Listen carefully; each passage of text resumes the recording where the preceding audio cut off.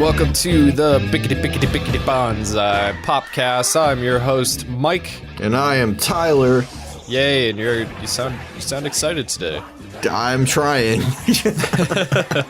Yeah, both of us woke up like a half an hour ago. But this is an anime and video games podcast where we talk about anime and video games amongst other things. And today we have plenty of things to talk about. Oh, dude, there's so many things to talk about. There's so many things to talk about. There's life. There's things outside of life. It's gonna be great.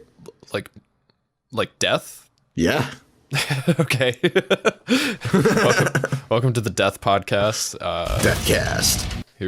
Where we ponder the ever unknown questions about what happens after your heart stops beating. The existential dread that we all feel in the lonely hours of the night.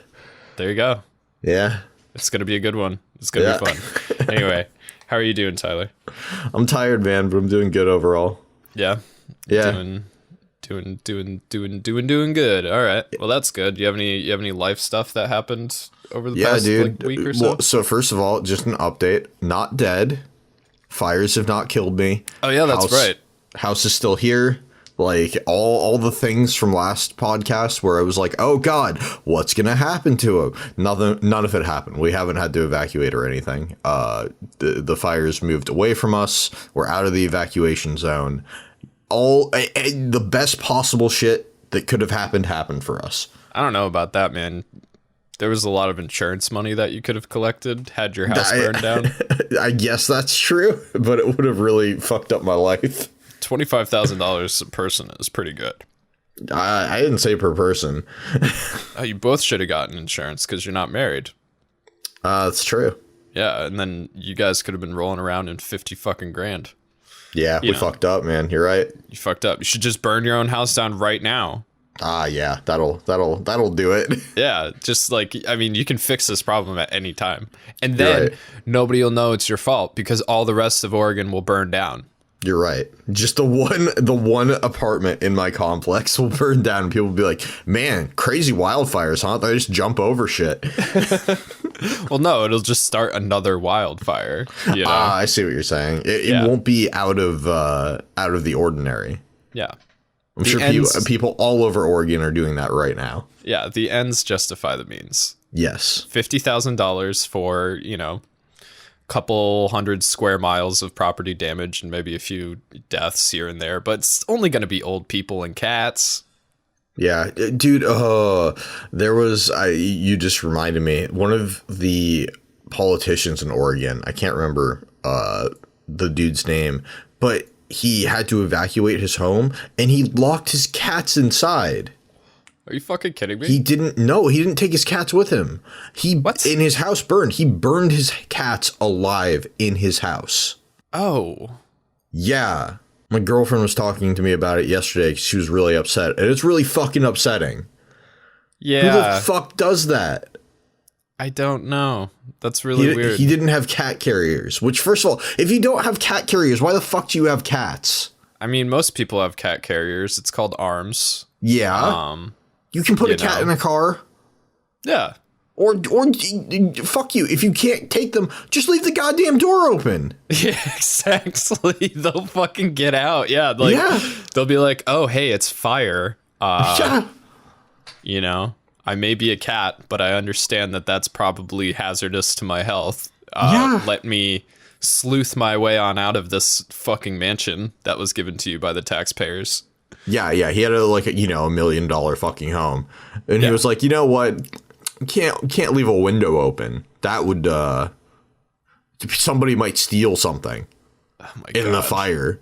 Oh Jesus! Yeah, well, you know what it was is he probably also had like a $50,000 car that he didn't want his cats peeing on the leather or some shit like that. Yeah, so because he's a fucking douchebag. Yeah, well, I mean that's what being super rich will fucking do to you. You know what I mean? Yeah. See, I told you we were talking about death. DeathCast. DeathCast.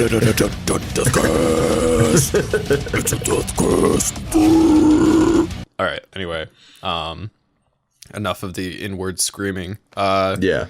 That's really sad, and that is okay. Here's the question: is he a Republican or a Democrat? He's a Republican.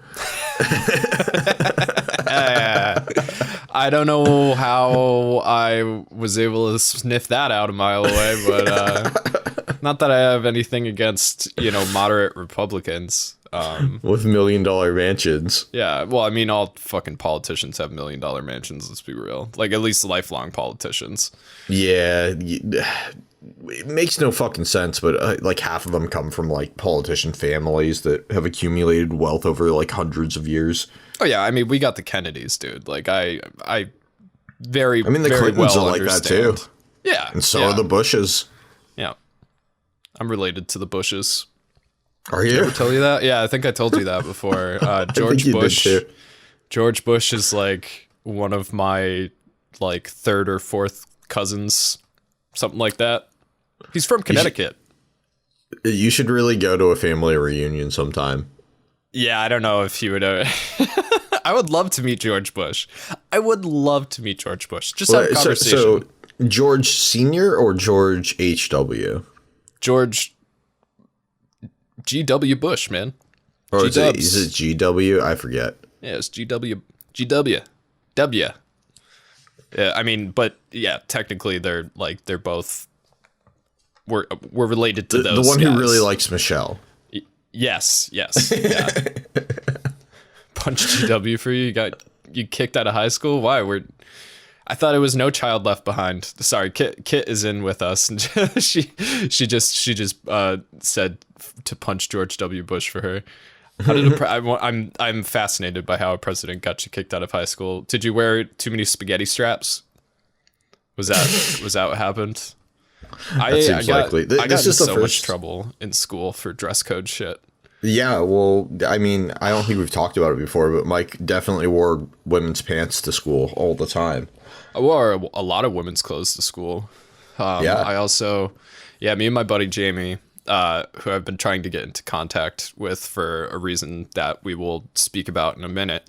So Kit wore a trench coat to school, and she got kicked out because of Columbine. 1999. Oh, that'll do it, dude. Columbine. Yeah. The fucked up thing now is that like Columbine is so benign compared to like the shit that's going on like yearly now. Yeah, schools. It's unbelievable how far we've come in the wrong direction. But when Columbine happened, I was 8, and I remember it being the biggest deal in the fucking world. It was everywhere. It was like the fucking, oh my god, dude, it was an absolute fucking nightmare. Like, and it is a horrible, awful tragedy. I'm just saying that the tragedies that have preceded it have been, the body counts are just fucking insane. Anyway, I mean, I've lived through a school shooting. Really?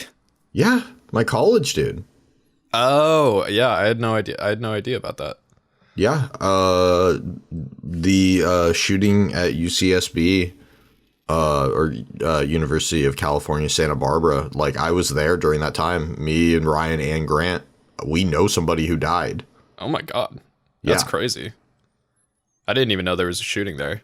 Yeah, no, it was like national news at the time. There was this massive vigil for it, and like it would have been way worse because the dude who shot everybody, he tried to get into a sorority house, and he knocked on the door, and they just didn't let him in.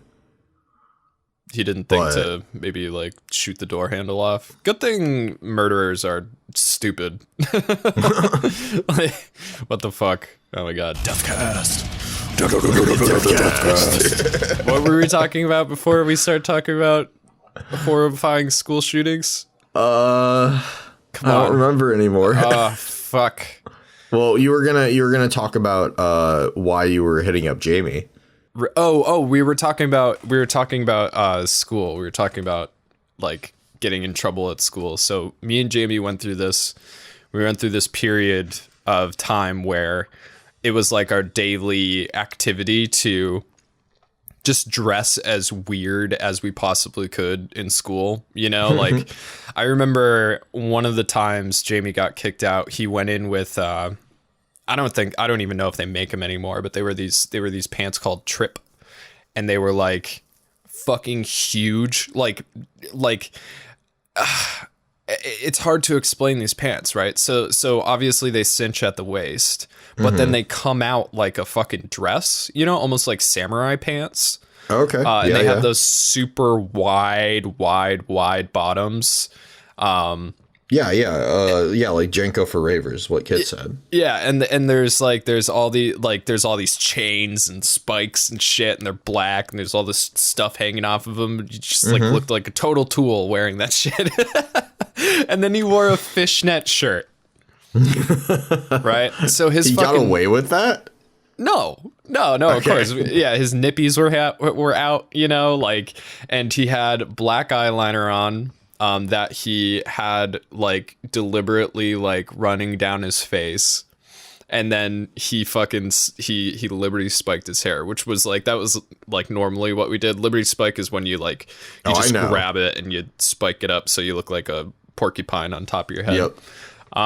Dude, Jamie sounds great. Just saying. Dude, yeah, one of the times that I got kicked out, I went in with very tight girls' bell bottoms and a blouse, like a white blouse. And I had dyed my hair blue and spiked it up, and then put on a bunch of blue eyeshadow and eyeliner. And then I wore blue lipstick. Nice, dude. And this was like the days of the jellies. Do you remember jelly bracelets? Oh yeah. Oh yeah. So like we were jellies all up and down our arms, and then we made like the gloves out of the jellies and stuff like that. Like, dude, yeah, it was just so fun to like get all like done up on the bus and then go home and be like, I don't know what happened, you know? So you would leave your house looking totally normal. Oh yeah, I had to. My dad would have kicked the shit out of me, dude. The one time he caught me wearing girls' pants, he stripped them off me and then fucking like burned them in the backyard. That's hilarious. Yeah, he was not about that shit. Like, and now look, tight jeans everywhere, man. Yeah, yep. Mike was a trendsetter. I was a trend warrior. I fought for those. Yeah, I fought dude. for men's tight pants, because back in the day, there were no men's tight pants. There was no men's stretchy, skinny jeans. Like, you had to stuff your nuts in girls' jeans, dude. And I may never have children because of it. And I'm not even exaggerating about that, because like throughout my experiences, you know, like I've done some questionable, like sexually safe things, and I've never gotten anybody pregnant, not once. Dude, not me neither. Once. Good job, us. Yay! High five. But like, you know, there's been multiple times where that probably should have happened and didn't. Yeah, so no, I'm wondering. I'm wondering if like I possibly just squished my nuts into oblivion to the point where I'm no longer what's the word? Virile? Is that the word? Sure, or just capable. You know. Which you know may or may not come back to bite me in the ass one day, but we'll find out. Whatever. So the reason that I mentioned Jamie is because I'm getting married. Yay! Yeah. I knew it was coming. Yeah, Tyler knew it was coming. I told a few people, but over the past couple months, I mean, like my girlfriend and I, Ghost Saibu, you can check her out on Twitter. She's an artist, and Instagram, that's GHOSTSAIBU. She's really good. She did all of our channel art too. Yeah. So like anything you see on Bonsai Pop, on the podcast and on the channel, was done by her. And we've been together for like 7 years. And so it was time, you know, like both her and I were never really about rushing into things. And you know, we met now when we were kids, like we were 21 when we met. So it was like,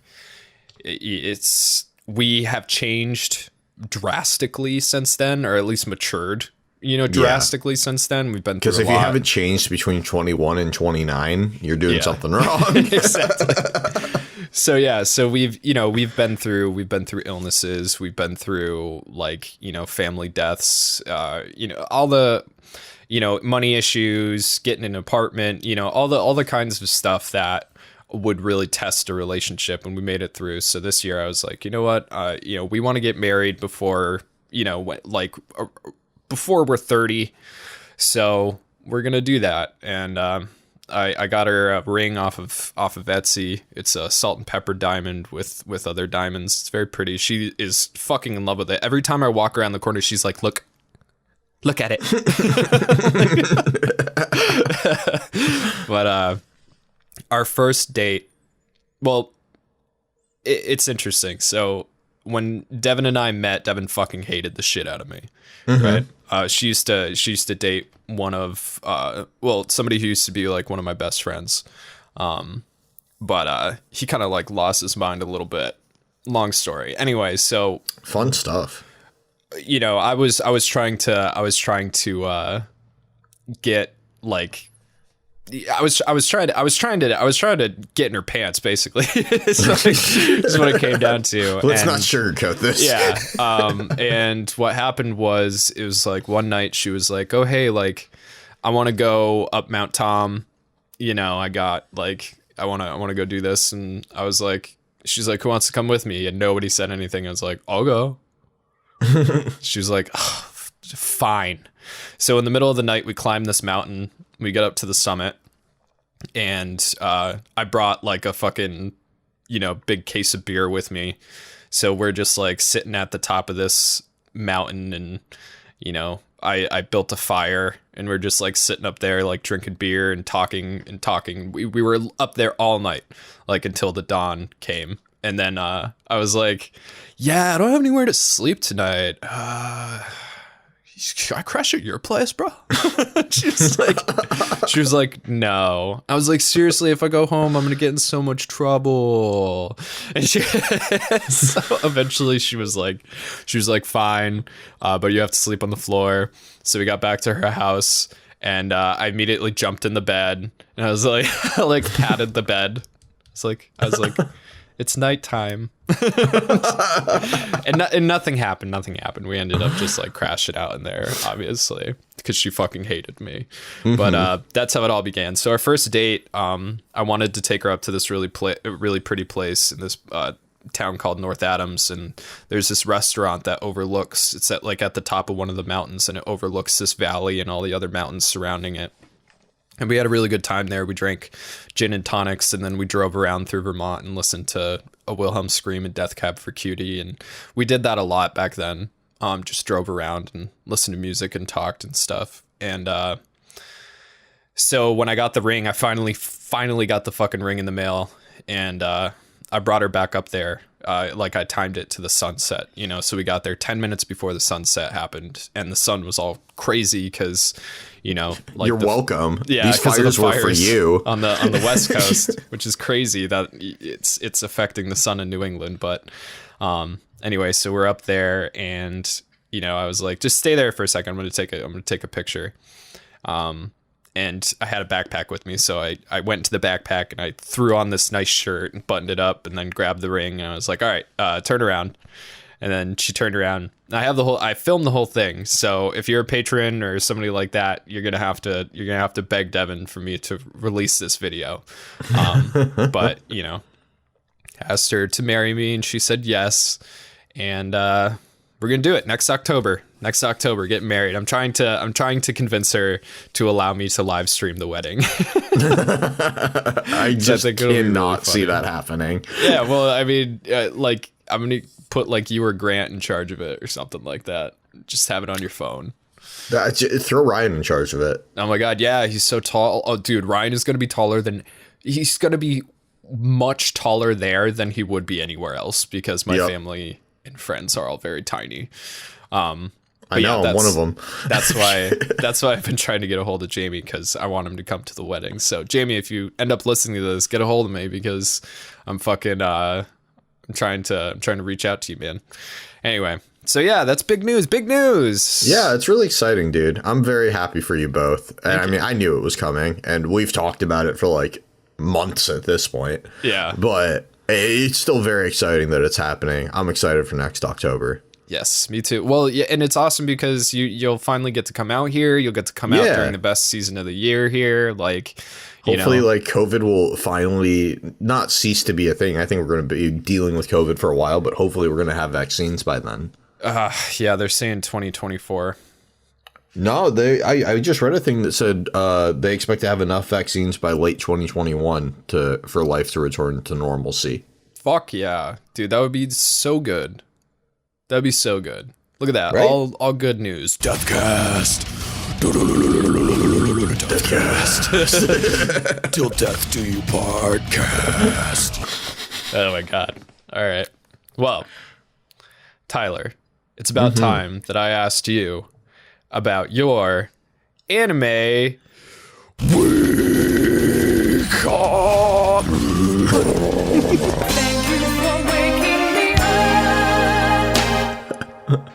See, we're going to talk about even more death, dude, because obviously I've had to finish up Soul Eater. Okay. How was it? Which literally the not the main character, but one of the characters is the Grim Reaper, the Lord of Death. DeathCast. DeathCast. It all fits together, dude. Nice. So yeah, you enjoyed it, I though? watched 50 episodes of Soul Eater. I think there's 50 episodes total last week. Yeah, that's a lot. Holy shit. Yeah, it was a lot for sure. So I've kind of been taking it easy this week with watching like Hellsing, which is what I'm going for next, you know. But I really, really, really enjoyed going back through Soul Eater. That show is dumb as fuck, but has a lot of really, really deep symbolism and good like philosophical stuff to talk about. So I don't know if you remember, but there's this whole contrasting like battling sides between order and madness throughout the show. Vaguely. Where like, yeah, like basically the main villain of the show, the Kishin, is where madness comes from. So when he gets revived, madness spreads throughout the world more intensely than it has been in previous, in the previous 8 centuries. Okay. So there's this whole fight between Ashura, the Kishin, and Lord Death, where Ashura is basically just dodging and explaining his viewpoint, and it all makes a lot of sense, basically, depending on how you think about it. So it's a huge philosophical ideal that I get to break down and talk about and then explain why it's wrong or explain what he missed. Right. So that's kind of cool. Interesting. And then on top of that, there's like all this trauma and like Krona's story is like the demon sword having a witch for a mother that absolutely does not care about him and has never cared about him and has actively abused him throughout his entire childhood and literally broke him to the point of madness. And then Maka sort of bringing him back from the edge. And there's like these huge symbolic scenes that happen. There's a lot to talk about, despite the fact that it has a sword that has a song that goes Excalibur, Excalibur. Like it's dumb, but also has a lot in it. Yeah, it's like really weird how a lot of shonen anime has very deep themes that can easily just be completely missed, just like not even paid attention to if you don't want to. Yeah, it's all in the side characters for I mean, not all, but like the vast majority of the good themes and stuff happens in the side characters of Soul Eater. And I think I wrote in the script for Soul Eater that it's like that so that teenagers who aren't ready to see the flaws in themselves yet can just ignore it and enjoy a goofy show. Yeah. Yeah, exactly. Yeah, because I watched it like right when Devin and I got together, actually, I think. So that would have been like 7 years ago. And I loved it. I was like, that might have been one of the animes that got one of the anime that got me like back into anime hardcore.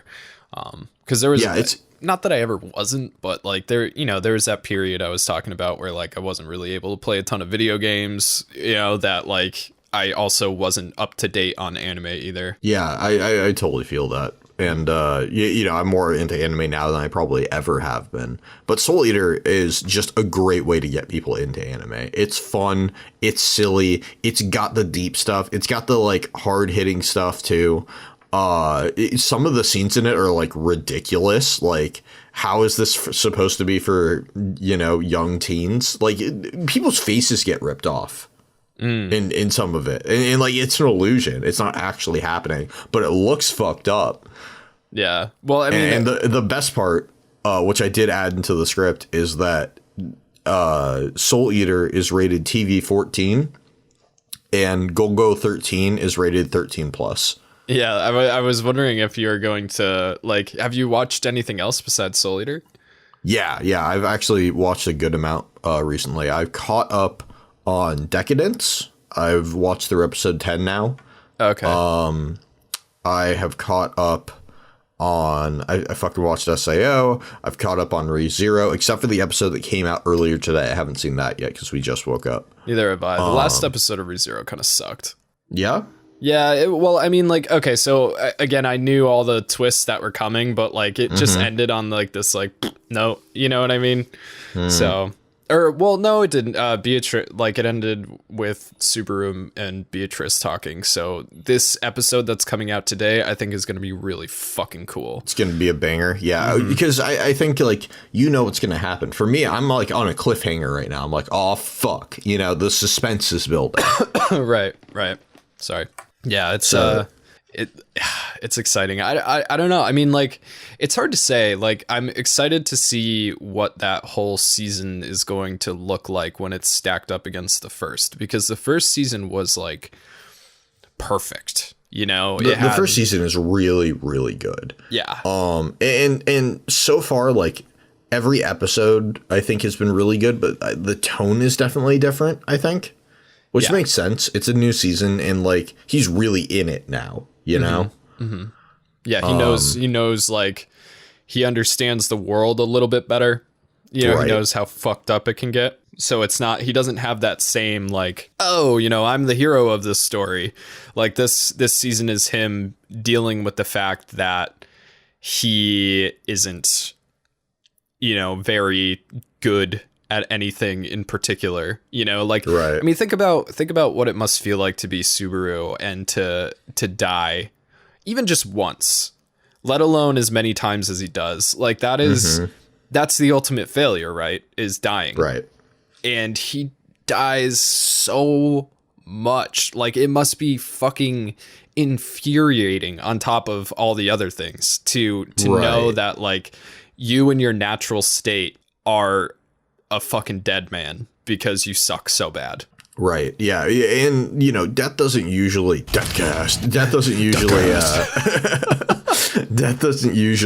equate to failure. But for him, it really does, because he has to keep trying over and over and over again. It's so Dark Souls, man. Yeah. It's like so fucking Dark Souls. It's genius. It's fucking genius, dude. The whole story is absolute fucking genius. I love ReZero so much.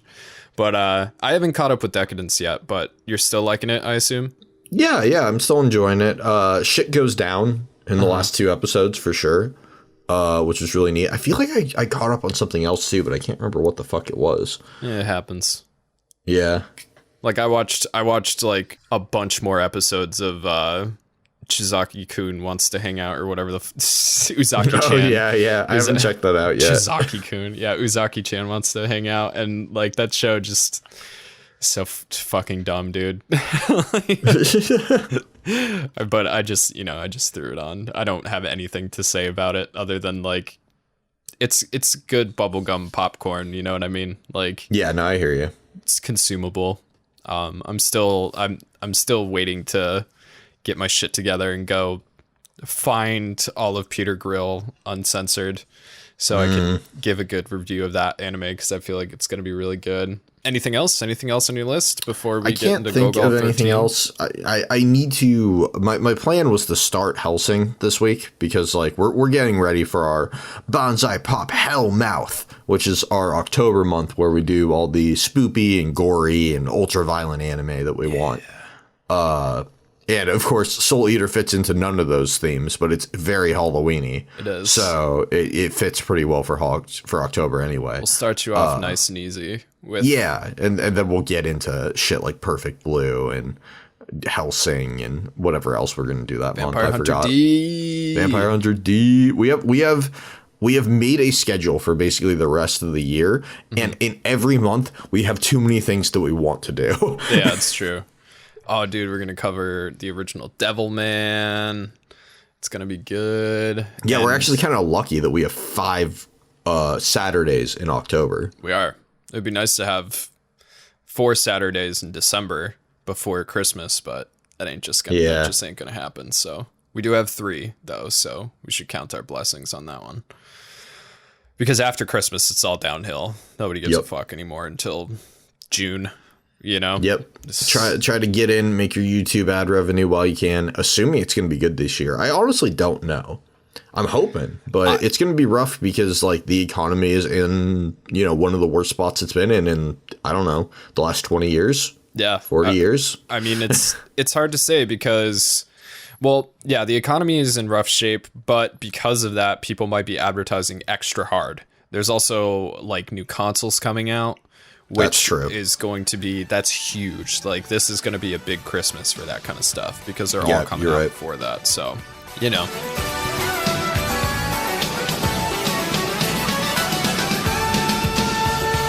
But yeah, we finally watched Gogol 13 with our patrons last week, and it was fucking sick. Yeah, it was dope.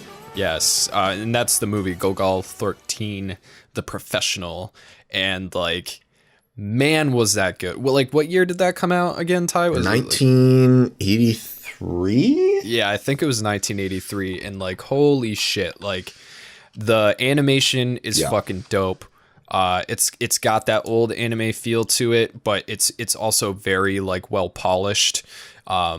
It's like Fist of the North Star, the movie, but older and almost more badass. It's almost more badass than Fist of the North Star. It's definitely more badass, dude. Like, you don't see Fist just like starfishing underneath a woman. No, it's true. Like fucking Ken isn't doing that.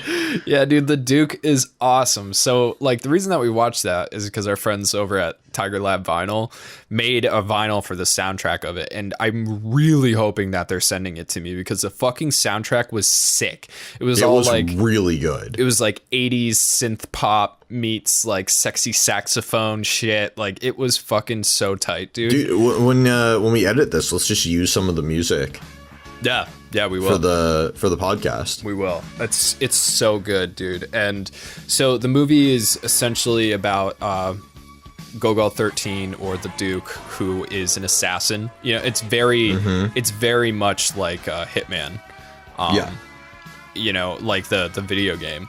And he, oh god, dude, I was even shook at the end, like when you figure out like what it was all about. Like, there's this huge twist, and basically it runs the perfect line between action, titties, action, suspense, titties, cool car, action, titties. And then it gets a little real, so trigger warning in there. Yeah, there's some grape juice in there. Yeah. And it's like not fetishized. It's fucked. Yeah. It's like, and it's also not like gory or, like over the top, like violent in any like way where like somebody's getting like punched or bleeding or anything like that. It's just a very like emotionally draining grape. It's not great. But which also, is why we brought up that it's rated 13 plus, where Soul Eater is rated TV 14. Yeah, those should not have the same or similar ratings. Yeah. Yeah, that like Gogol 13 is like a fucking R. It is a hard R. Yeah. Yeah, but it was the 80s, so they rated things differently back then. Yeah, no fucking kidding. I mean, what was it? Texas Chainsaw Massacre was rated PG. What? Are you serious? Yeah, there was no R back then. Oh my god. There was no R. It was either fine, or maybe parental guidance. Yeah, so maybe parental guidance on that one. But yeah, the movie is just awesome. Like the everything about it was fucking so styling. If you are a fan of classic anime, and especially if you aren't a fan of classic anime, I highly recommend going and checking out Gogol 13. Gogol is not an easy word to say. 13. The Professional. And that's on Amazon for free, Amazon Prime. Yep. But I'm sure that you can also find it on Retro Crush, which is partnered with Amazon. When you watch it there, you're gonna have to deal with ads, but it's it's free. It's free. So, yeah, and it'll be in high quality. But it's dope. I mean, honestly, like one of the best movies period that I've seen in a long time. So. Go out. Yeah, it was a good time. And this week we're checking out Perfect Blue, which I'm also excited for. And Tiger Lab also did a vinyl for that.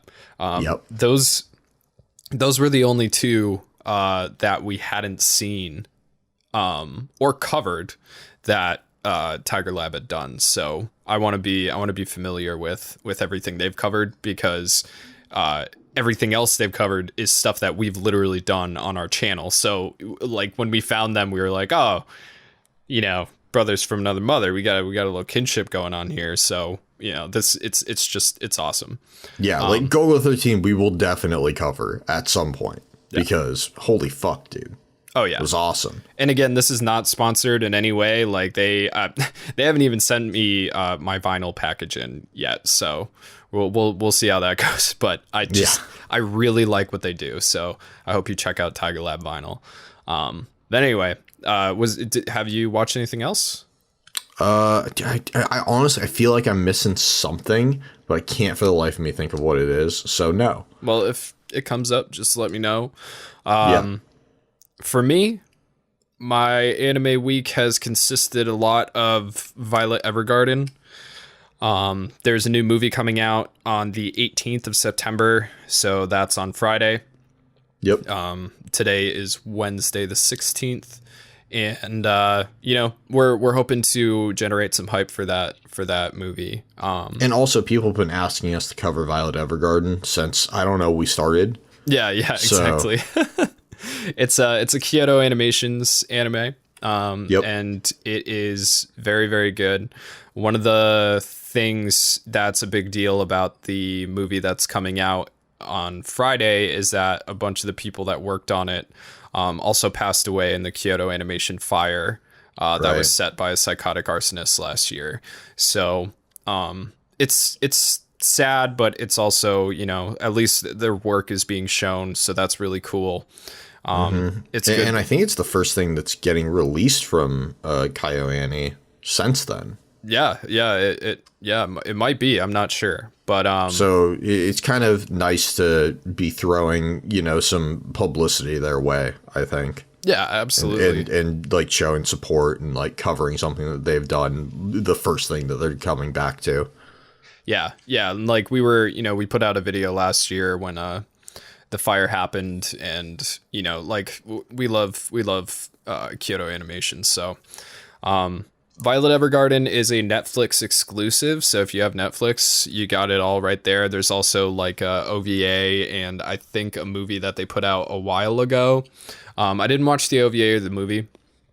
We're not covering those as of right now. And then the new movie again comes out on Friday. But Violet Evergarden is interesting. The title is terrible.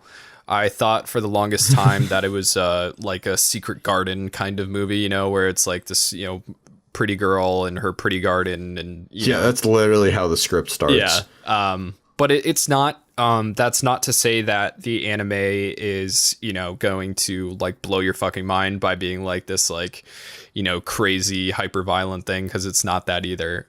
Though there is a lot of like gore and violence in it. Basically, Violet is the main character, and she is a pretty girl.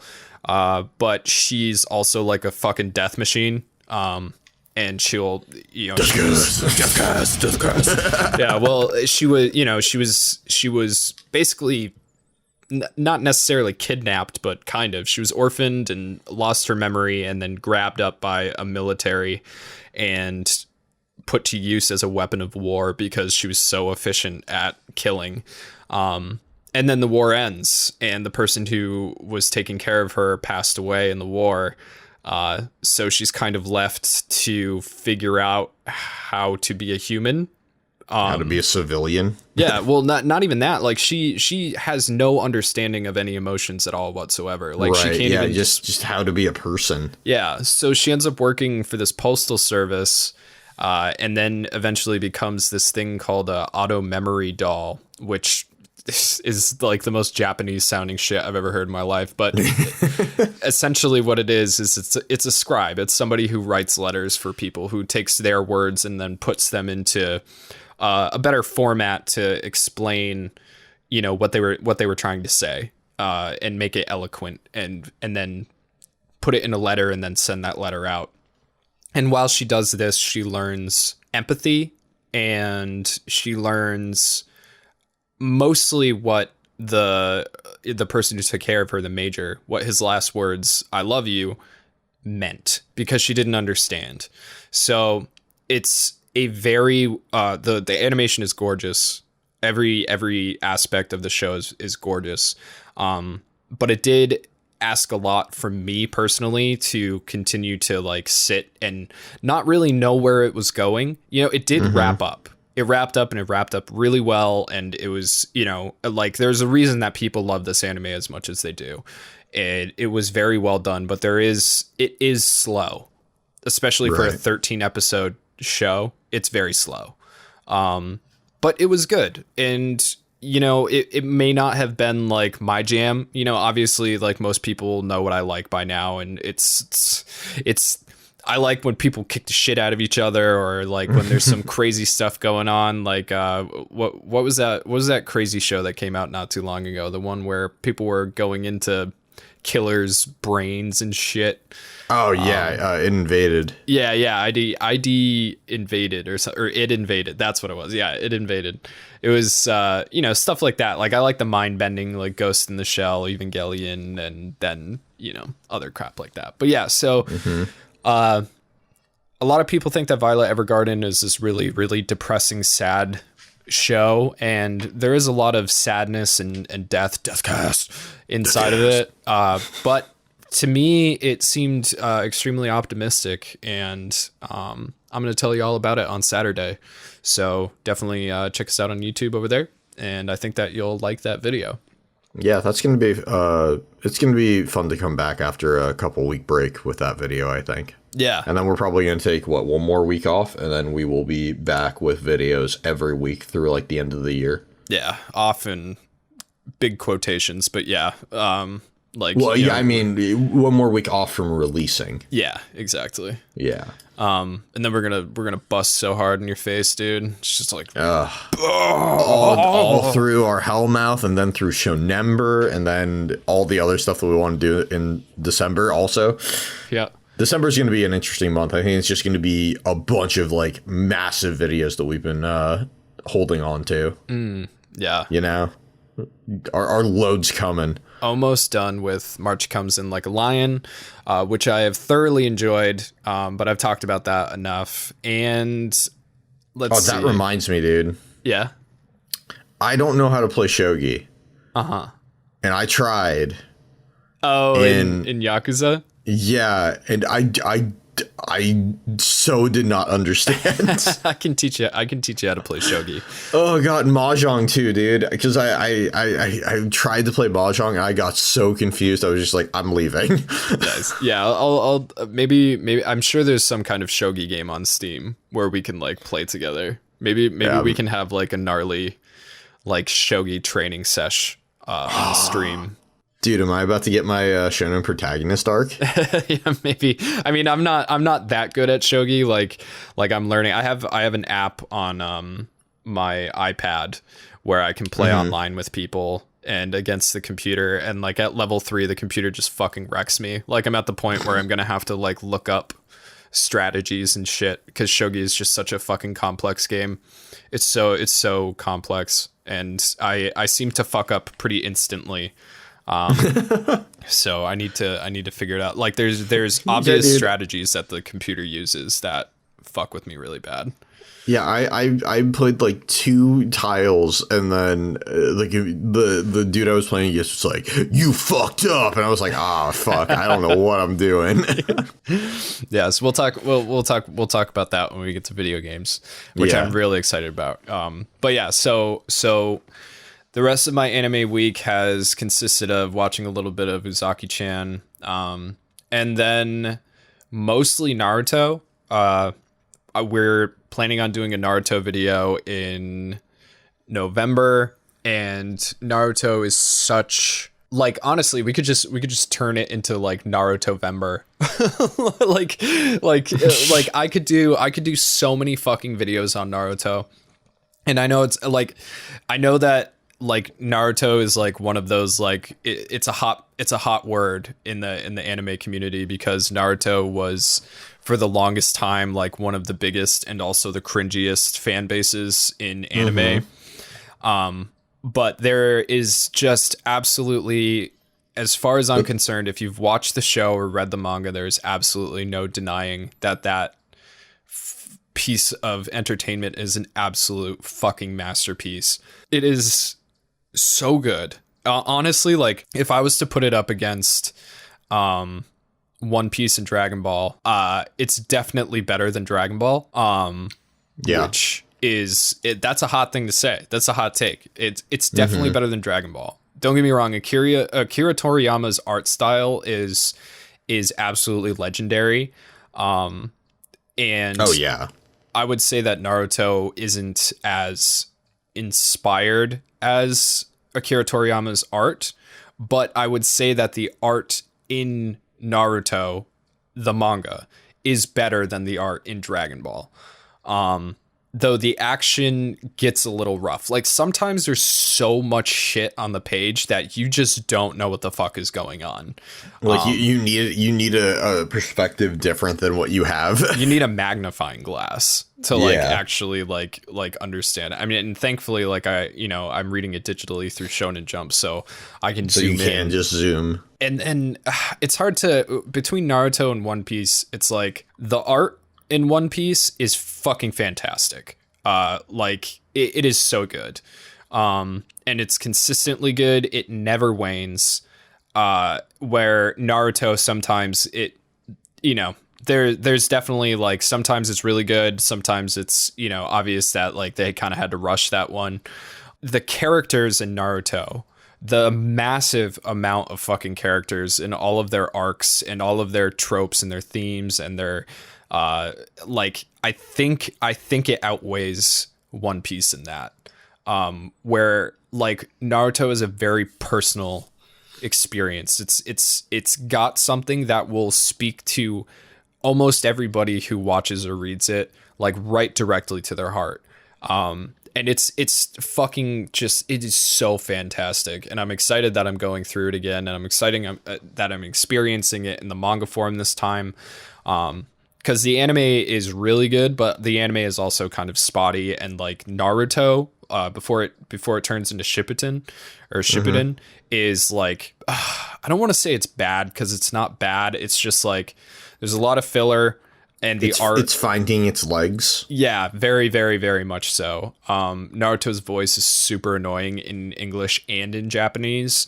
When he's a kid, the anime is kind of fucking goofy, whereas like the manga takes itself seriously. Like the manga is serious, and the character relationships in the manga, especially between Sasuke and Naruto, are much easier to understand than they are in the anime. In the anime, that like Sasuke kind of comes off as like an absolute fucking prick all the time, but you kind of like understand much better in the manga that he actually really cares for and likes Naruto and Sakura a lot. Anyway, which just goes to show how good the manga is, because you would assume that would be easier when you have inflection and tone, Yeah. Well, it's like I'm finding that like it's always good to check a manga out. Like, sometimes you're not going to like it as much. Sometimes you're going to like it a lot better. For me, I checked out the manga for Inuyasha. Wasn't as good as the show. I checked out the manga for Kaguya-sama. Oh, Kaguya-sama. Yeah. I didn't like it as much as the show. The show's just way too fucking styling. You know what I mean? Yeah. So is what it is. I'm really enjoying my experience with Naruto right now. Did I see anything else? I've been like off and on watching this one ecchi for like a fucking year and a half, and I cannot tell you the fucking name of it, and it's so shit. It's about this guy who's like terrified of women and then finds out that this like one person he thought was a guy is actually a woman, and she's pretending to be a guy because she wants to be a butler for like the maiden of the house. And like, okay, I don't fucking know, dude. The show fucking sucks. I just throw it on sometimes. All right. I remembered what else I watched. Oh, what was it? I started up season 5 of Food Wars again. Oh, okay. I'd seen through, I think, episode 8, and now they're through episode 11. So it started again a couple weeks ago or whatever. Right on. Is it getting better? Because last time you were saying that you weren't enjoying the underground chefs. It's not that I wasn't enjoying them. It's that they have jumped the shark into ridiculousness, you know? Before it was like, oh man, I can make these things. Oh, this is so cool. Like, look at all the shit that I'm learning, and clothes are flying off. And now it's like, I can't use a chainsaw to cook food. You know, like that doesn't work. I can't do that. Some people do though. Like, that's the thing. Like, that's the crazy thing about cooks, you know, like, especially like experimental, like, you know, alternative nobody cooks. uses a chainsaw where the saw has seasoning on it. You don't know that, dude. If there's an anime about it, it's probably happened in real life. That's a bad internet rule. Yeah, that's a horrible cooking with chainsaw. The first thing that's gonna come up is fucking it's like some Wars. Russian thing. There you go.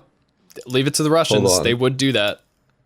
Fucking sledgehammer and a chainsaw. They're like, cooking is for pussy. I will cook with chainsaw. Of course, why they're showing a potato? Why? We will make vodka with chainsaw and sledgehammer. Yeah, so that's been enjoyable. It's you know, it's just fun and stupid, but also the food looks amazing. It makes me hungry. Yeah, dude, that was the hardest part. That's why we watched it while we ate, so we wouldn't get hungry while we were doing smart. it. But anyway, I want to take a second to talk about the Patreon.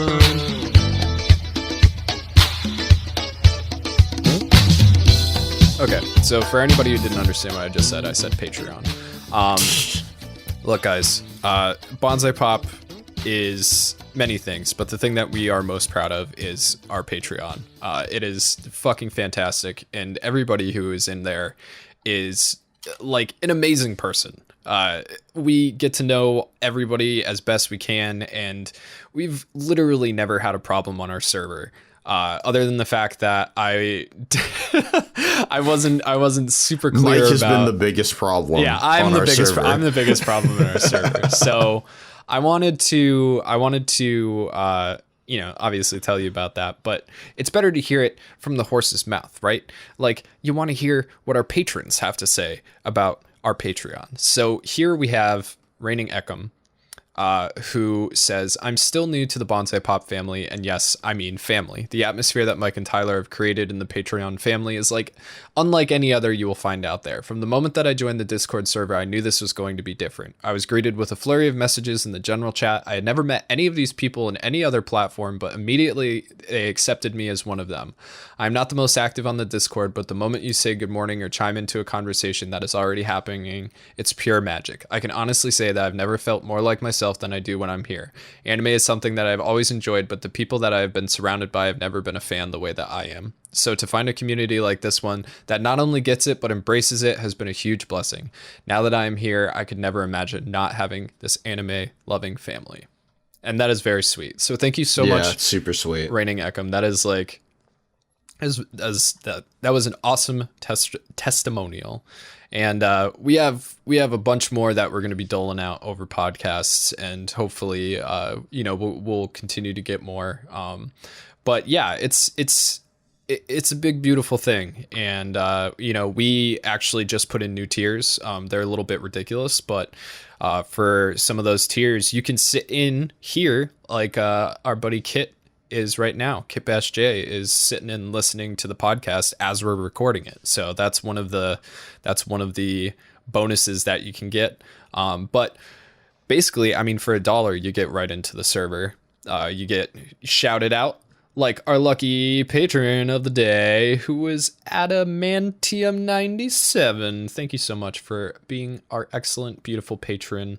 And our Super Saiyan God or above of the day is Alpha Sigma. Thank you so much for being one of our top donors, my dude. You is the best. So give our Patreon a look if you're interested, and we can't wait to meet you. Yeah, it's the vast majority of the way that we make our income. Like, we try not to rely on YouTube revenue as much as possible. Mm-hmm. It's because it's not really there. Yeah, and it's not really there. It's unreliable, and it's so much better to be in the hands of the people that care about our channel than a giant conglomerate that doesn't give a fuck about us. Absolutely. And sometimes we have to take our own videos down because we don't know what YouTube has been doing with their algorithm. I mean, they change at a snap of a finger. So we have videos that are on the Patreon that you can only see on the Patreon now, including an old video from Grant, who used to be on the channel, Devilman Crybaby, The Story You Never Knew, and our video on Domestic Girlfriend. We had to take both of them down. So if you're interested in that, if you're interested in joining the server, only costs $1, my friends. Anyway, Tyler. Yep. Let's talk about the video games.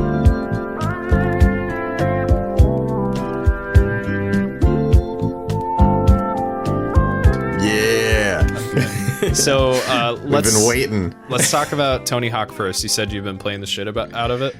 Yeah, well, so I haven't been playing the shit out of it, but I played last night. So basically, last night I couldn't sleep because my sleep schedule sucks. Mm-hmm. So I decided I was going to prepare for tomorrow and get stuff ready for a Violet Evergarden video. So as I was doing that, I just pulled up YouTube. And I found a video of a guy giving tips and tricks for Tony Hawk. So I watched it while I was doing all that stuff. And then he had another video where he got over 100 million points on the hangar. Holy shit. Yeah. So I was like, well, I got to see that. So I watched that and I was like, holy fuck, bud. And it was incredible. I've never seen anybody play Tony Hawk like this. Damn. You're good, but this guy's unreal. I mean, what was he doing? From the beginning of his session all the way till the end, he never broke combo. Okay. And he went well after the time limit, right. And he just had this combo going around the hangar that never ended.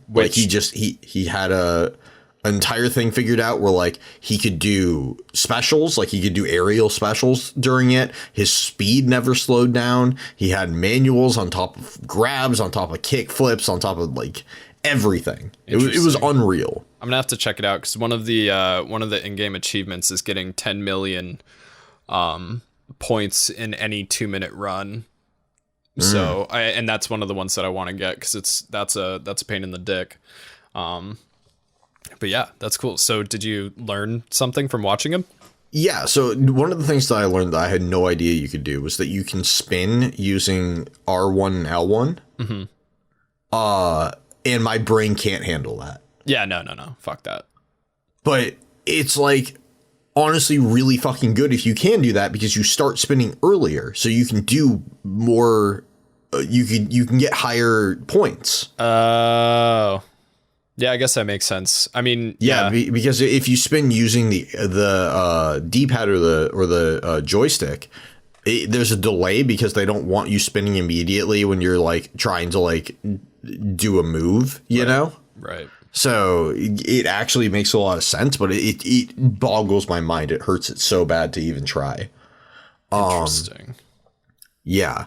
So basically, I watched through his tips and stuff, and then I went back. I was able to finally do the 25 combo without any grinds. Oh, nice. Yeah. I found a part on the on I think it was school. It was either school or school 2. It was school 2. But I found a point where like I could basically do an aerial move, and by the time I landed and was in the manual, I already had 8 on my combo. Right. And then after that, it was just like I was able to do the rest of the manual stuff without losing it. Nice. Yeah. And now I'm working through the get all of the sick combos, or get all the sick scores in one combo on every map, and I think I've done 5 of them. Nice. Yeah. So I'm getting there. Yeah, and thankfully for those ones, you don't have to deal with the chopper drop or the fucking skate heaven, dude. Right. Oh my god, fuck skate heaven. Yeah. I mean, I played through skate heaven a little bit. I tried to do that volcano jump, and it's a bitch. Oh, dude, it's horrible. It's fucking awful. Yeah. I mean, so like, what else you been doing on the game? So that's all for Tony Hawk. All right, I gotta tell you about what I've been up to on Tony Hawk. So yeah, I got all the aliens. So I unlocked the alien. Can you do that whenever? You can just get the alien at any point. Yeah. Okay, I gotta do that because the alien looks cool. Yeah, it's cool. It comes with some cool tricks that you can give to the other skaters as well. I also realized that the bundle I bought, so I got the like launch edition or whatever. So it came with a secret skater, which is the Powell Peralta skeleton. But it also came with some like alternative costumes for a couple of the characters. So cool. I have this dope 70s Rodney Mullen costume that I'm fucking in love with, and 80s Steve Caballero. Who Steve Caballero is one of my favorite skaters of all time. My first skateboard was a Cab Dragon.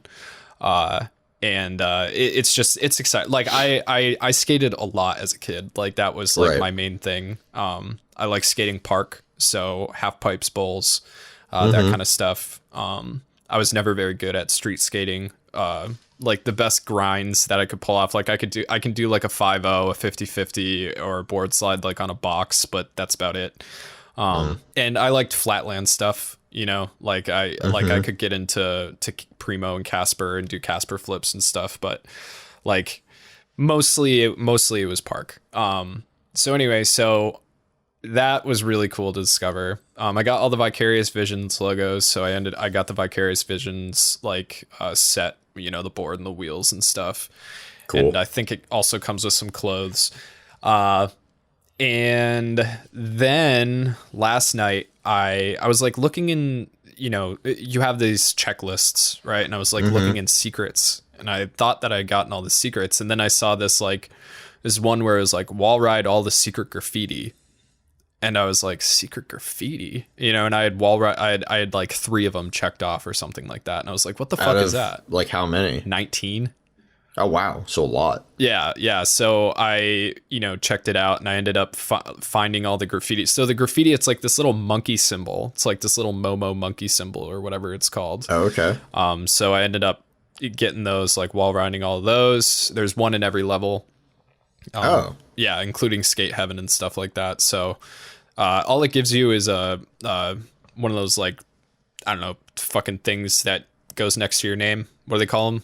Like logos or something like that. I don't fucking know. Oh, yeah. Yeah, but it gives you the Momo Monkey icons, logo. Yeah, icon. Badges. Is that what it is? Yeah, badges. Gives you the Momo Monkey badge. So I got that. I guess it's an accomplishment. But the weird thing is that there's a lot of other secrets that don't even show up. So I think they're going to be adding a lot of stuff into the game.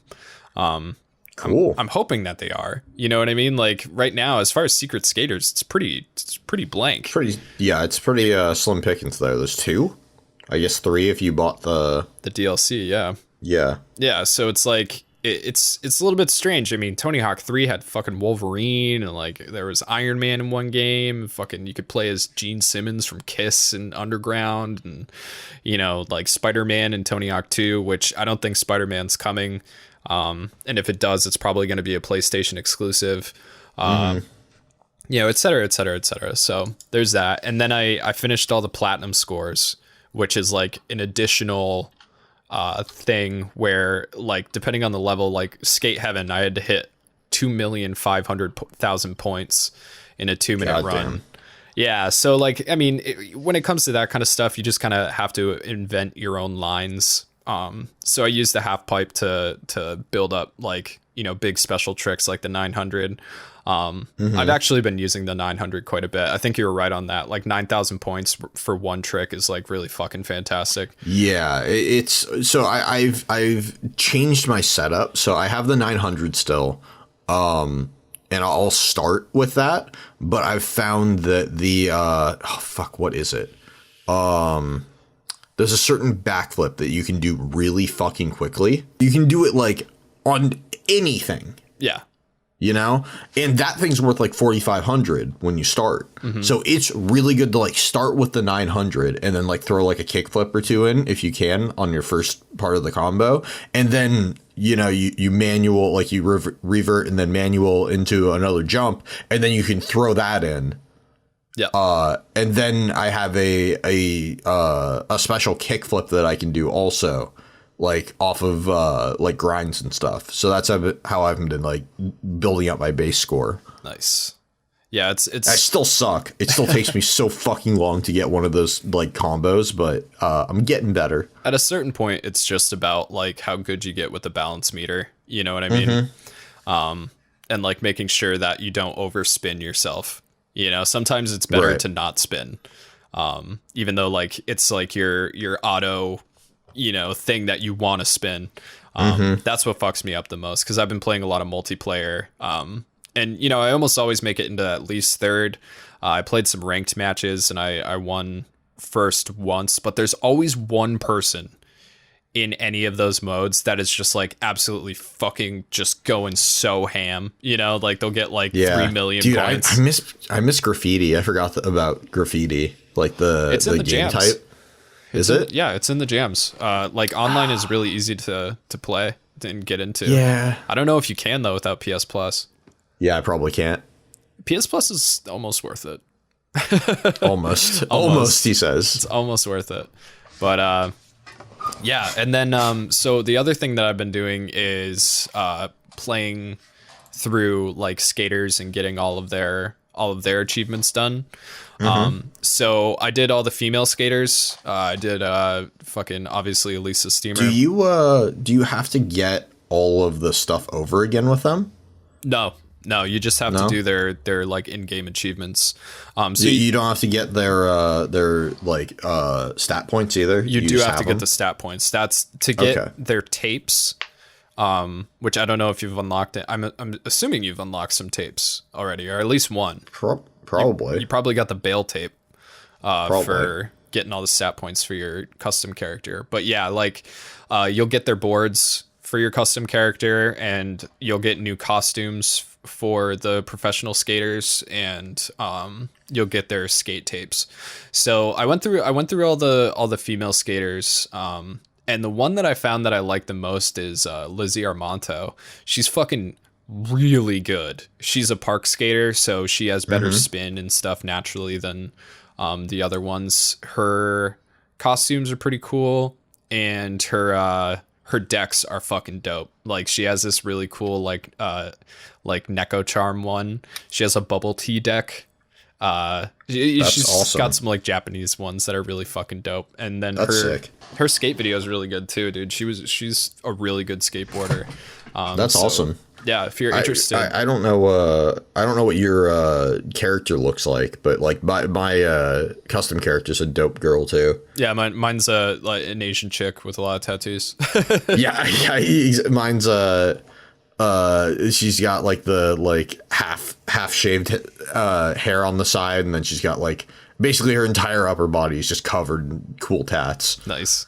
Yeah, they have some dope like Yakuza back pieces, which well, real quick, have you checked out the park editor yet? No. Dude, all right, so well, you'll get a bunch of in-game achievements for checking out the park editor, but holy shit, there is some really fucking cool parks out there, and also the park editor is just like fantastic this time around. Like it took me a while to get into it. I think it'd be a lot better to play with a keyboard and a mouse in the park editor, but makes sense.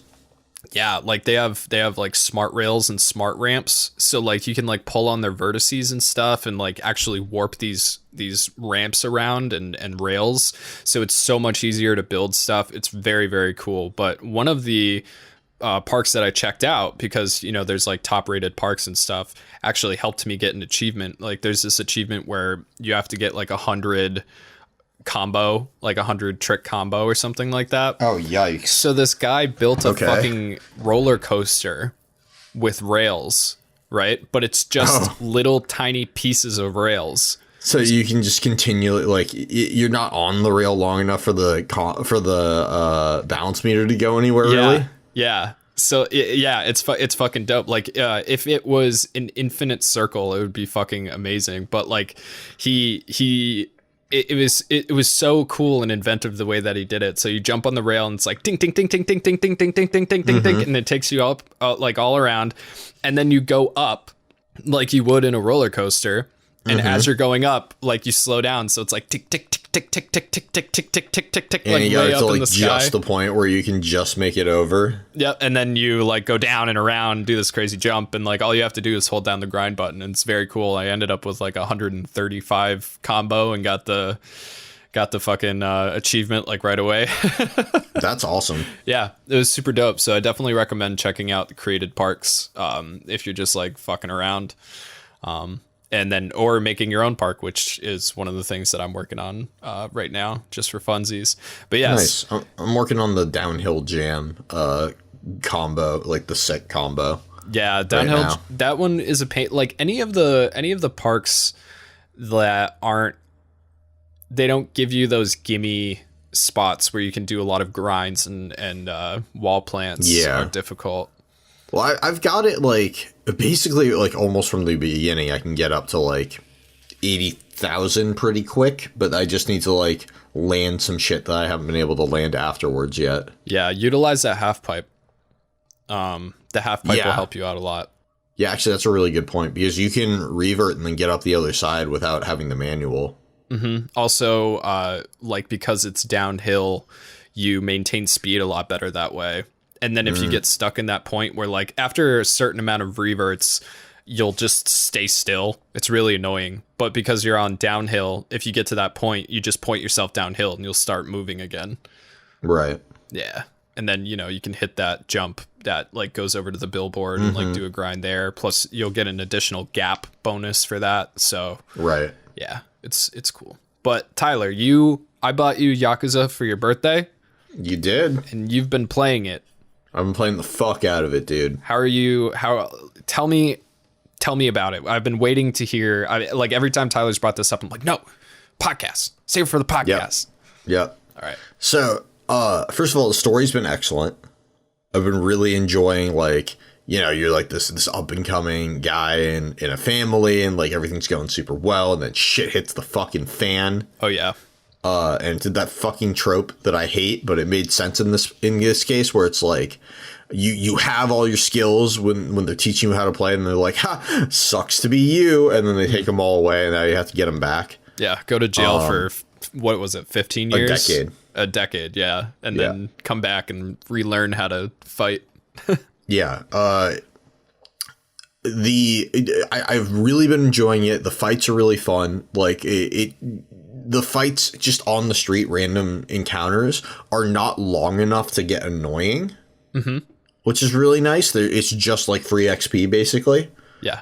And that's really nice. The city is awesome. I played probably for 2 hours last night and never went to the next part of my mission. Yeah. That's a big thing in those games. I just went around town and I just kept finding shit to do. somebody would end up talking to me, or like I would get into like some fight, or Majima would show up and I would have to fight him. Or like I played that fucking crane game for like 30 goddamn minutes. Yeah, dude. And then they have like the fucking Pokemon game, like the Pokemon card game, but it's fucking beautiful women that are bugs. Yep. That is the weirdest shit. I was hanging out with my girlfriend, like she was sitting on the couch and I was sitting on the couch and I was playing the game and she was on her phone, and I just said, "What the fuck?" And she turned around, looked at the screen and said, "I'm playing this after you on stream." And went back to her phone.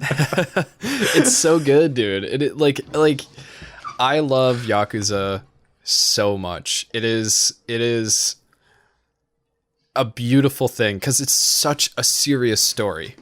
Yeah, it's crazy serious. But the game is fucking ridiculous. You know? Yeah, and really fun. Like, they did a really good job. There's so much shit to do. You know, it's just like I don't know how to play shogi, and I don't know how to play mahjong, but that's okay because there's still darts, there's pool, there's batting cages, there's like video game stuff. Oh, yeah, doesn't that one have Space Harrier in it? I know one of them has like a full playable version of Space Harrier. I may not have found that yet. It would be in the Sega arcade. So there's like a couple games you can play in the Sega arcade for like each one. I think Yakuza 2, because I got Tyler Yakuza 1 and 2 Kiwami. I think in Yakuza 2 you can play like Virtua Fighter 2. Ooh, that's cool. Yeah. I haven't found any actual playable video games yet. Okay. Yeah, you just got to check the cabinets. Some of them I've been trying. So have you been like checking out all the heat moves? Yeah, so the heat system's a little wonky. Like I don't super understand it. Like basically when I unlock stuff, there's a bunch of different icons up top and I don't really know what they mean.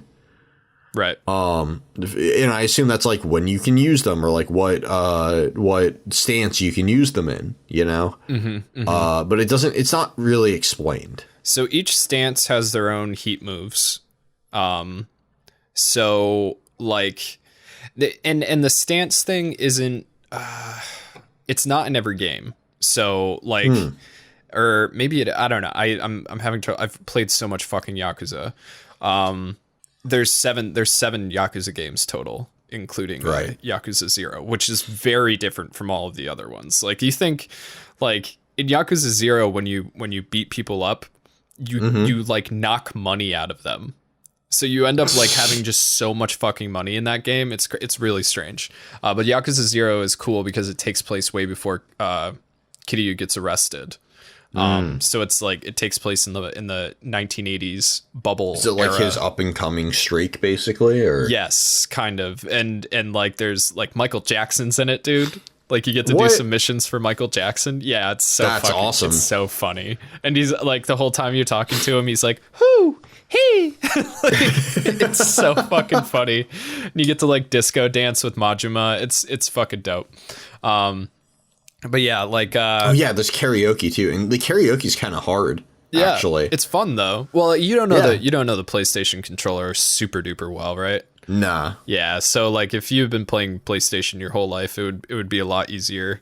Right. I've only recently really started picking up PlayStation as like my main console. Oh, it's so good. The controller is so fucking good too. I love it.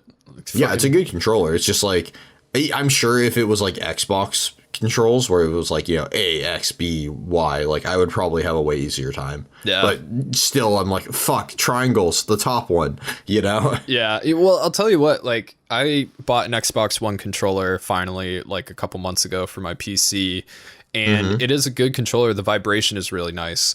The one thing, and I like the D-pad on it, it's very clicky. But the one issue that I'm having, especially with Tony Hawk, is that the buttons are rounded. You know, they're like button candy. You know what I mean? You ever had button candy? Yeah. So the PlayStation's buttons are flat. Yeah. Whereas like the Xboxes are a semicircle. Yeah. Or a semisphere. Yeah. So my fucking thumb slips off of the A button when I'm playing Tony Hawk, and I'll ollie out of shit by accident. And it fucking drives me nuts. Yeah, Kit says dome. Yeah, they're yes, little a domes. dome. There we go. Yeah, and I don't like it. I like flat a geodesic buttons. dome. Yeah, like why would you? And first of all, okay, so like if you have to hold down a button for a long time, right? And it's a fucking dome, it's going to press into your fucking finger. Right. It's just kind of dumb design. I'm gonna be honest with you, Xbox. Like that's just kind of a dumb design. Maybe fix that. Anyway. Yeah, I'm not gonna lie though. Tony Hawk was hurting my hand a little bit yesterday. Oh, dude, Tony Hawk has been hurting the fuck out of my hands. Like, yeah, like to the point where like, you know, after I'm done, like I have to wiggle my fingers around because they're not moving the way that they should. Yeah, I eventually I was like, I want to get this. Like, I want to get this downhill jam done, but I think I just have to wait on it because my hand's starting to hurt too much. Yeah, dude. Well, it's so much movement. It's so intricate. It's so many button presses. Yeah, so many. It's really fast. It's crazy. Yeah. But the heat moves though in Yakuza are like really part of where that game shines. Like building up the heat meter can be a bitch, especially when you're going up against somebody like Majima, who like hits you so much and like has these combo chains where he just like whap whap whap whap whap just fucks you up, because that drains your heat meter down. But it's like everything that you can pick up on the street, you can use like with a heat move with like triangle, you know, and it's like.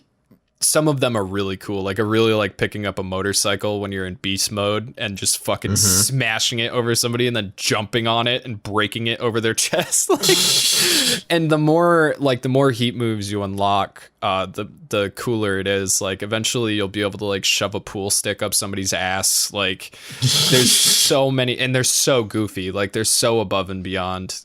So I recommend definitely learning the heat system as much as you can and like getting. Like I understand it, you know. I totally get how it works. You know, you fight, you build up a heat meter, you get a special move. You know, it's figuring out where and if you when block you correctly, then you also build it up. Oh yeah, I forgot about that. You have to unlock that, but I have it unlocked. Right. What I don't like about the game so far is that a lot of the boss fights are bullshit. Oh, hard. No, just overly long and sometimes hard. Right. Like so the like one of the very first boss fights, I can't remember the dude's name, but it's like at the funeral and you have to fight him and you just don't have any good moves to use against him. Yeah. Like that boss fight takes fucking forever and he's not hard. It just takes forever. Yeah. You know? He's like the big tiger guy, right? Yeah. Yeah. And then I fought Majima at the batting cages, and that fight was hard and bullshit because his combo just never fucking ends. Yeah. A lot of the boss fights, they're kind of like puzzles in and of themselves. So you have to figure out what stance and what moves and how many you can do in a row before the boss comes back at you. Like it'll become easier, especially once you unlock the Colosseum. Because I have that unlocked. Okay, so if you spend a bunch of time in the Colosseum, like eventually you'll end up fighting people that have blue health bars. Which it goes like blue, purple, orange, yellow, green, and then you can like, you know, finally beat them. So you have to like those fights are fucking crazy because you only have your one health bar, you know, and in the arena you can't use health items. Yeah, you can't use any health items. Yeah, so that stuff will help you like really figure it out, and then boss battles won't be a problem after that. I had so much trouble with the batting cages Majima that what I ended up doing to beat him, because like literally you would hit him once and then his combo would start again. You know, and his combo is like stupid long and hurts a lot. So what I ended up doing was I used beast mode, which I never fucking use. Yeah. And I would just tank his hits and then hit him like 3 times with beast mode to do as much damage as possible. And then if he tried to heal up, then I would change into brawler mode and just try to get my my shit up so that I could do a special on him. Right. Yeah, there's a lot of that. Like, I had a lot of difficulty with the original Yakuza. I actually, like, I put it down when I first started playing. Because, like, I didn't really know, like, what I was getting into. Like, I didn't have anybody. I was listening to this podcast at this time, and the people in the podcast were all living in Japan, like, working on video games. Are all Americans in Japan. That was their thing. And they're all really excited about Yakuza, but they did a really bad job explaining it. So I didn't really know what I was getting into, and I was getting frustrated because it was really difficult. And like, I didn't really understand that. Like, I was like, the best part of the game is all the side missions, you know? So I was like trying to like get through the game, and, you know, obviously like wasn't getting Kiryu leveled up well enough. And, you know, I was having a lot of fucking trouble, but then I restarted the game. I actually bought Yakuza 6 because it was on sale, and it came with this like it was like a really nice edition that was on sale, and I played through Yakuza 6, and Yakuza 6 is fucking amazing.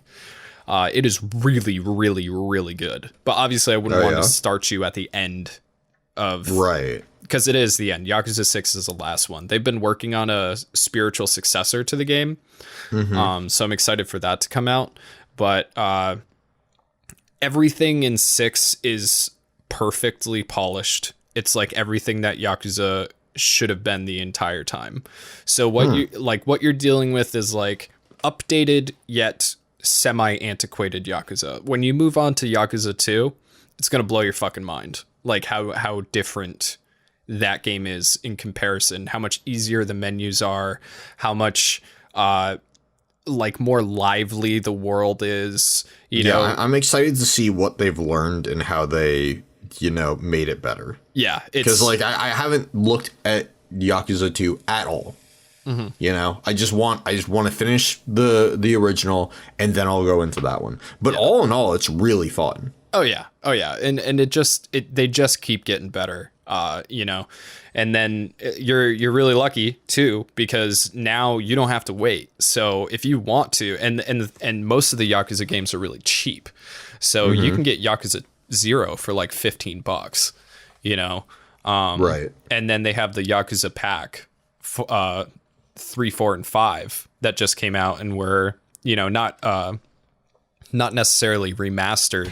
I think 3 was remastered, and then 4 and 5 just got like a graphical update. But you can play every single Yakuza game on the PS4 now, which is just that's awesome. I mean, that just like puts the value of a PS4 up like so fucking much, you know. Totally. It's fucking awesome. It's great. So anyway, we didn't put out any feelers for questions today. Nope. So that's okay. I mean, I can check the podcast. Yeah, there's I mean, it's not a big deal. Like, we can always do it next time. And I think we will do it next time. And unfortunately, as far as like big news goes, there's really nothing going on in the world of anything right now at all. So that is what it is. But guys, I would like to thank you so much for listening to the Bonsai PopCast. I am going to go spend some time with my fiancé, which is the only way that we've been saying it. It's so cool. It's like have you ever met that person that's like, oh yeah, my fiancé. Oh yes, my fiancé. I would like a glass of Zinfandel, and my fiancé would like a rosé. I hate it so much. It's so corny. Don't be the person that goes around and calls your girlfriend or boyfriend your fiance all the time, because it's just so fucking cheesy and antiquated. So we call each other fiancé. Fiancé. But yeah, so I'm gonna do that. But before we go, Tyler has some important information for y'all's ears. Tyler, where can the beautiful people find us on Twitter.com? That is at Bonsai_pop. How about Instagram? Also at Bonsai_pop. Where can they send us a Gmail, Tyler? bonsaipopteam@gmail.com. Look at that, no hesitation. He's getting into it. Where can they find us on Twitch? Twitch.tv/bonsai_pop. That's right. How about I always YouTube? forget that one. The YouTubes, which is most important. That's where our hardcore work goes, is on YouTube. Yeah, youtube.com/bonsaipop, or just search Bonsai Pop. That's true. Yeah, I mean, honestly, if you want to find us anywhere, you can just search Bonsai Pop on Google. We will officially come up. We are at 152,000 subscribers on the YouTube channel, so things are going well. And last but not least, join us on Patreon. Yep. Join the cult. We have free Kool-Aid, unlimited supply. We do. Multiple flavors, like in Tyler flavored Kool-Aid. Yeah, anything you want. Anything you want. We got watermelon Kool-Aid, the rare watermelon Kool-Aid. It doesn't taste like watermelon, it just tastes like chemicals. But if you like it, we got it. And that is patreon.com/bonsaipop, right? Yeah. Yeah.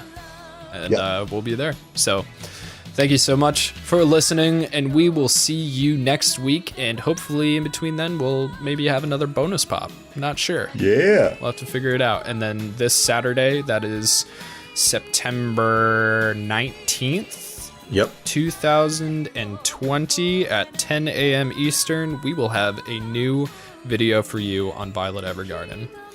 But until then, I'm Mike. I'm Tyler. This is the Bonsai PopCast.